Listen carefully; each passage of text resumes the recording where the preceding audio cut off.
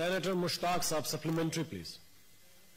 Specifically Africa के बारे में बात करना चाहूंगा, सवाल पूछना चाहूंगा। 54 ममालिक जो बराज़म अफ्रीका उन्होंने फ्री ट्रेड एग्रीमेंट की है। मैं ये पूछना चाहता हूं कि वहां हमारे कमर्शियल काउंसलर्स कितने हैं, नंबर एक। दूसरी बात यह है कि इन्होंने पूरे अफ्रीका के लिए जो कमर्शियल काउंसलर का तयन किया है उसको इथियोपिया में मुकर्रर किया है, जो कि मैं समझता हूं कि प्रॉपर जगह नहीं है। तीसरा छोटा सा ज़िमनी सवाल ये सजेशन है। हाँ, तीसरा ज़िमनी सवाल यह है कि अक्सर सफारत खाना और जो हमारे कमर्शियल काउंसलर होते हैं उसके दफातर मुख्तलिफ जगहों पे होते हैं, इसलिए वो बराह रास्त सफीर के मातहत नहीं होते, जिसकी वजह से कोई काम नहीं कर रहे। इस हवाले से जरा सूरत हाल बता दीजिए। जी, minister for parliamentary affairs please. Sir, ये आज से नहीं, पहले तो यही सूरत हाल थी कि जो भी डिग्नेटरी जाता था ये उनकी खाली परवरिश के लिए जो है वहां पे बैठते थे।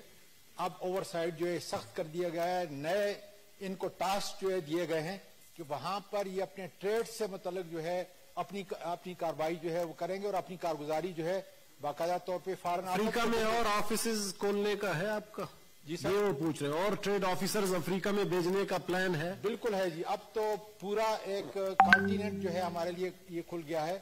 लास्ट टाइम मेरी कई एम्बेसडर से, अफ्रीका के एम्बेसडर से मुलाकात हुई थी, तो ये बड़ी अच्छी पेशरफ्त है, इसलिए कि एक पूरा बरे-आज़म जो है हमारे लिए इस वक्त वहां पर आप एक्सपोर्ट देख लें तकरीबन न होने के बराबर है, इंपोर्ट देख लें न होने के बराबर है।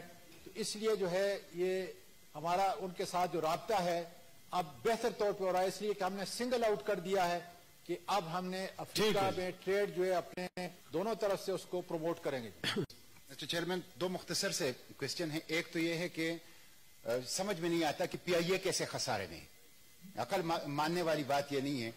तो ये बताएं कि इस खसारे को खत्म करने के लिए कोई कंप्रेहेंसिव प्लान बनाए है, एक। दूसरा, आज मीडिया के अंदर खबर आई है कि अदालत ने ऑब्जर्वेशन दी है कि PIA को एयरफोर्स के हवाले करें। बोर्ड ऑफ डायरेक्टर को उनको काम करने से रोक दिया गया है।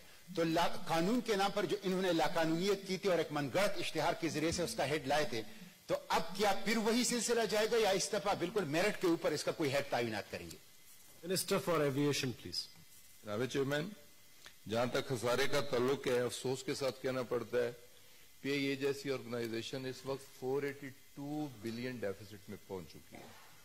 खसारा बदतरीज बढ़ रहा है, लेकिन अगर एनुअली जो मैंने कंपैरिजन करके बताया है 13 से ऑनवर्ड अगर कंपैरिजन किया जाए 2019 तक, तो रिलेटिवली हमारे दौर में खसारा कम हुआ है। और हमारी कोशिश ये है कि खसारा कम से कम हो और रेवेन्यू बढ़े, और सारे इंडिकेटर्स पॉजिटिव हैं। इंशाअल्लाह ताला यही होगा, अगले साल इससे भी कम खसारा होगा।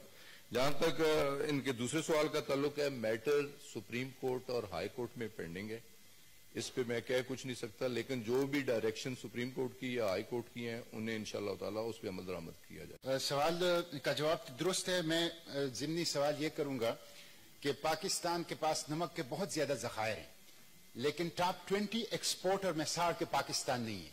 तो ये क्यों? ये मुझे इल्म है कि टॉप कौन से नंबर पे हैं और टॉप 20 में क्यों नहीं, नंबर एक। दूसरा है कि पिंक साल्ट की अगर वैल्यू एडिशन कर ली जाए तो ये बहुत ज्यादा कीमती हो जाती है। तो क्या हुकूमत ने इस पे सोचा है कि इसकी वैल्यू एडिशन करके पाकिस्तान के एक्सपोर्ट बढ़ाया जाए और ज़र-ए-मुबाद? गुड सजेशन जी। जी मिनिस्टर साहब,